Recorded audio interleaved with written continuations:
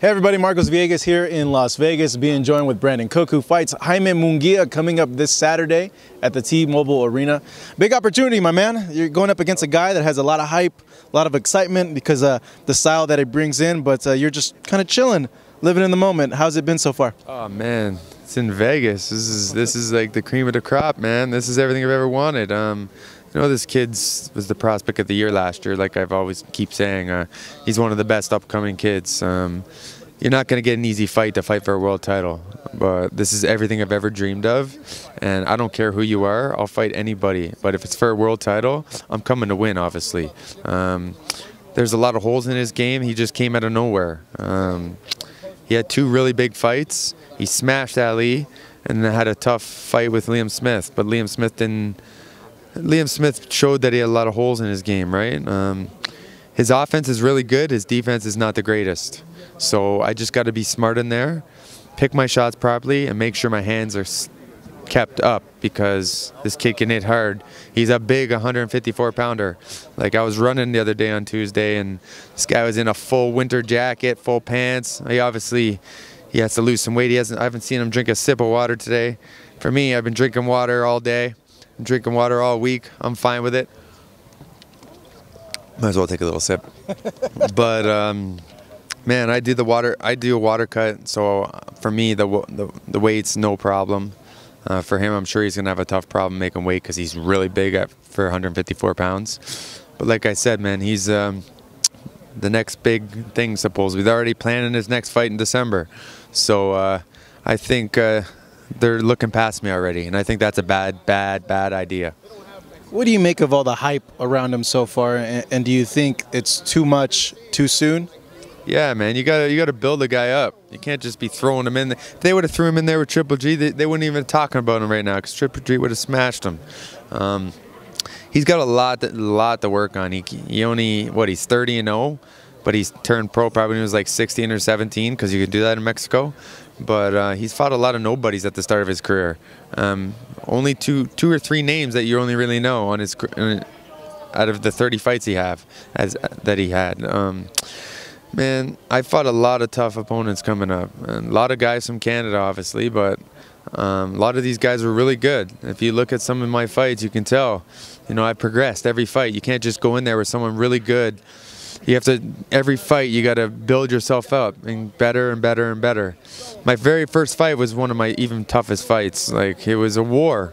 You don't want too many of those, though. It's not good for the brain. You try to be smart in there and pick your shots properly. And for me, my last two fights, I stopped my last two guys with body shots. So I just got to be smart, like I said, and pick my shots properly and just go in there and do what I do best.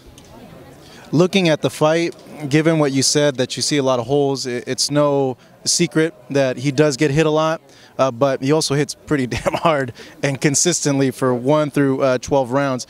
For you, you know, if you had a perfect way of fighting him, a scenario, would it be through the body, or would it be something where you're able to box him very patiently? Both. I love to hit the body. I'd rather get punched in the face every day. The body shots are different. Nobody likes body shots, and I'm really good at the body shots. So I'm gonna have to slow him down. Liam Smith didn't hit him too much to the body. To slow a fighter down, you gotta drop his hands by hitting him to the body. And once I start dropping his hands a bit, even his hands are already dropped all the time, anyways. But if I can drop them down just a little bit more and catch him to his head, he's not gonna be lasting too long. I tell you that right now. I know how powerful I am. We've been training all summer, like I said, man. The 2 fights I was supposed to have in England, they both fell through. We had a great training camp, you know, with my coach Mike and my strength coach Gord. We changed a lot of different things. My body is just so different right now. Especially, I've been doing these races this year. I'm a duathlete, so I've been running, biking, running, and I'm the best shape I've ever been in my life. Especially because now that I don't work a full-time job, this is. Where were you working before? I used to install windows and doors. While being a full-time fighter? Yep. I've done this for 1 year now, full-time fighter. But it was tough because I never knew when I got off work. When the job was done, I was done. Then I'd go to the gym. So I've only really had 2 fights my last 2 fights were the first 2 fights that I had with no job. I had the Kanad Islam fight in Kazakhstan. I didn't work for like 5 weeks. I quit, and then after that, I ended up selling my house and made a good amount of money.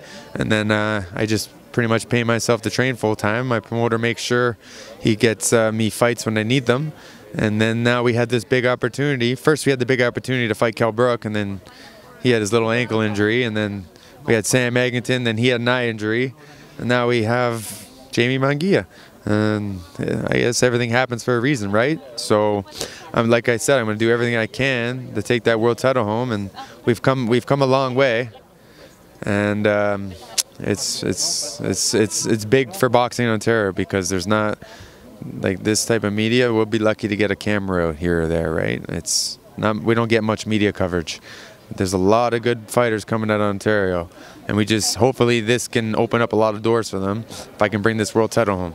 What would it mean for you to win a world title in Las Vegas, and knowing that this opportunity, a win over Jaime Munguia, could set you up for a very bright future and really change what you want for you in your life? Well, if I win this, I get signed to Golden Boy for my next 3 fights, so that would be huge for me and my team. And like I said, man, I'm coming to do whatever I can to take that world title home. I know this kid is good, but you're not gonna get an easy fight to fight for a world title. And I know how strong and tough I am, and we have a great team around me. So I'm gonna do everything I can to take that strap home, and I just can't wait for this event. I'm ready for it, and we got a lot of support coming back from Canada. I can't thank everybody much for everything they've done for me.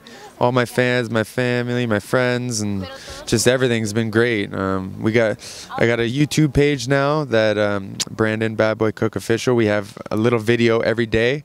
We're playing all the behind the scenes stuff that we do every day while we're here, just to keep everybody up to date on what's going on. And we don't have media stuff like this, so I want to make sure everybody sees what's going on here. This is like the mecca of boxing, so this is a dream come true for me. Dreams do come true, my man. Just got to work hard. Brandon, thank you so much. Really appreciate it. Good chatting with you. Brandon fighting Jaime Munguia this Saturday, co-main event on this Canelo versus Triple G Part 2 pay-per-view event here in Las Vegas.